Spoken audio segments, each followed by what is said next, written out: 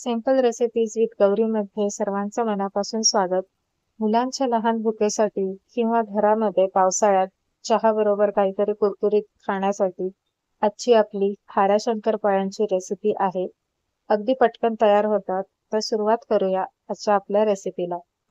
खारे शंकरपाळे बनवण्यासाठी मी इथे 2 वाटी गव्हाचं पीठ घेतलं आहे. रोजच्या वापरातली ही आपली आमटीची वाटी आहे.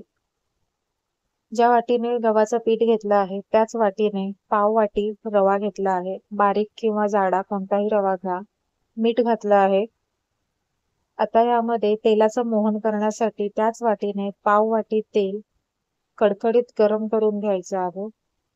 तेल गरम करायला ठेवलंय तोपर्यंत हे सर्व जिन्नस एकत्र करून घेऊया चमच्याने. तेल गरम जे करायला ठेवलं आहे ते व्यवस्थित कडक गरम करून घ्यायचं आहे, कारण आपले मोहन जे आपण वापरणार आहोत ते व्यवस्थित मोहन झालं पाहिजे, तरच त्या शंकरपाळ्या कुरकुरीत होतात.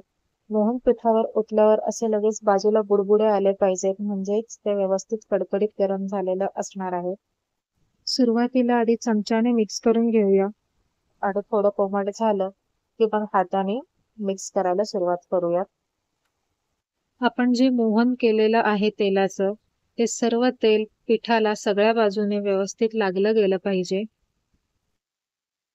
त्यासाठी हाताने छान चोळून घ्यायचं आपण पीठ. ही जी प्रोसिजर आहे ती व्यवस्थित फॉलो करायची आहे, तेव्हाच शंकरपाळ्या आपल्या छान कुरकुरीत तयार होतील. जितका वेळ या प्रोसेसला द्याल तितक्याच छान शंकरपाळ्या तयार होतील. आता जे हे पीठ दिसतंय ते आपल्याला ब्रेड क्रम्स कसे असतात त्या टेक्स्चर वरती आणायचं आहे. त्यासाठी आपल्याला पीठ हाताने व्यवस्थित चोळून घ्यायचं आहे. अशी मूठ वळल्यावरती असा एक फुटका तयार झाला पाहिजे. अगदी ठिसूळ असतो तो. हेच ते साईन आहे की आपलं मोहन व्यवस्थित झालेलं आहे हे आपल्याला कळते. आता यामध्ये बाकीचे मसाले घालून घेऊयात. मी इथे लाल तिखट घेतलं आहे 1 चमचा, थोडीशी हळद घेतली आहे आणि ओवा हातावर व्यवस्थित चोळून घ्यायचा आहे.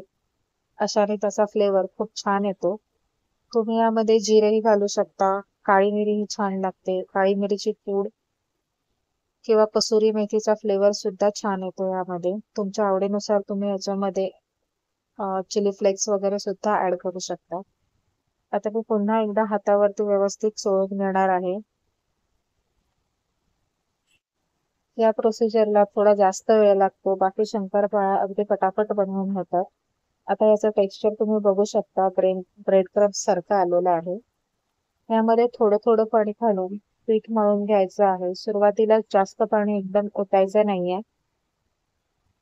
घट्टसर आपल्याला मळून घ्यायचं आहे. आपण जसं पुरीसाठी पीठ मळतो तसंच घट्ट मळून घ्यायचं आहे. अगदीच घट्ट किंवा अगदीच सॉफ्ट असं मळायचं नाहीये आणि पाण्याचा वापरही जसा लागेल तसा थोडा थोडाच करायचा आहे. हे पीठ मी आता नीट मळून घेते. गव्हाच्या पिठाऐवजी तुम्ही पूर्णपणे मैद्याचा वापर सुद्धा करू शकता, पण शक्यतो लहान मुलांसाठी बनवत असाल तर गव्हाचं पीठच वापरा. पीठ इथे मळून झालेलं आहे. तुम्ही बघू शकता अगदी नरम किंवा अगदी कडक मळलेलं नाहीये. आता हे आपल्याला एक 15 ते 20 मिनिटं झाकून ठेवायचे आहे. एक 15 ते 20 मिनिटानंतर चेक करायचं आहे. जर जास्त रव्यामुळे पाणी शोषलं जातं, जर पीठ कडक वाटत असेल अगदीच झालेलं आहे असं, तर थोडासा पाण्याचा हात लावून पुन्हा मळून घ्यायचा आहे. पण मला त्याची गरज लागलेली नाहीये. पाण्याचं प्रमाण व्यवस्थित झालेलं आहे. आता याचा गोळा करून घेतला आहे आणि लाटायला सुरुवात करणार आहे. इथे तेल किंवा पीठ मी काही वापरलेलं नाहीये लाटण्यासाठी. तुम्हाला जर गरज असेल तर अगदी थोडंसं तेल किंवा पीठ लावून तुम्ही लाटू शकता. जितकं जमेल तेवढं पातळ लाटून घ्यायचं आहे. आपण जशी चपाती लाटतो पातळ, त्या पद्धतीनेच पूर्णपणे पोळी लाटून घ्यायची आहे. आता पोळी माझी लाटून झालेली आहे.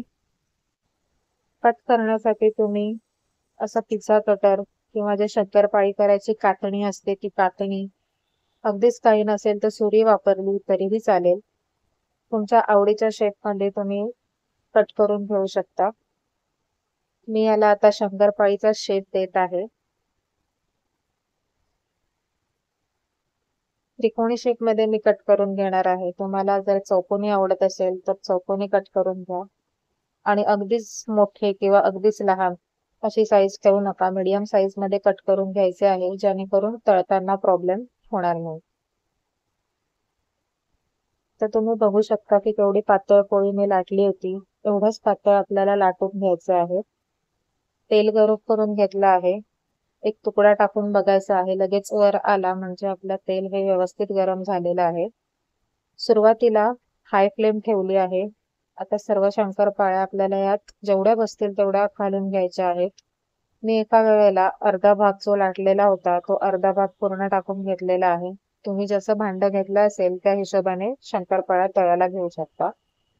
शंकरपाळ्या एकदा तळायला सर्व टाकून झाल्या तेलामध्ये ती गॅस थोडा मीडियम करून घ्यायचा आहे आणि एकसारख्या हलवून सोनेरी रंगावरती आपल्याला तळून घ्यायच्या आहेत. मधून मधून हलवत राहायच्या आहेत. आता याचा कलर बदललेला आहे. या सोनेरी रंगावरती आल्या आहेत. याला मी आता काढून घेणार आहे. तेल व्यवस्थित निथळून काढायचं आहे. टिश्यू पेपरवरही तुम्ही काढून घेऊ शकता. आता पहिली बॅच तळून झालेली आहे. तर दुसरी बॅच सुद्धा मी तळून घेते.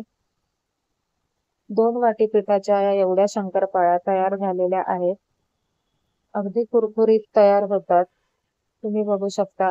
एक शंकरपाळी मी तुम्हाला तोडूनही दाखवते. अजिबात तेलकट होत नाही. हाताला तेल वगैरे अजिबात लागत नाही. तर आजची रेसिपी कशी वाटली हे कमेंट करून नक्की कळवा.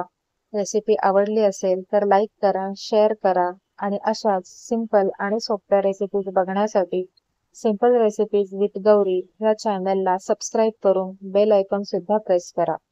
पुन्हा भेटूया एका नवीन रेसिपी सोबत. तोपर्यंत नमस्कार.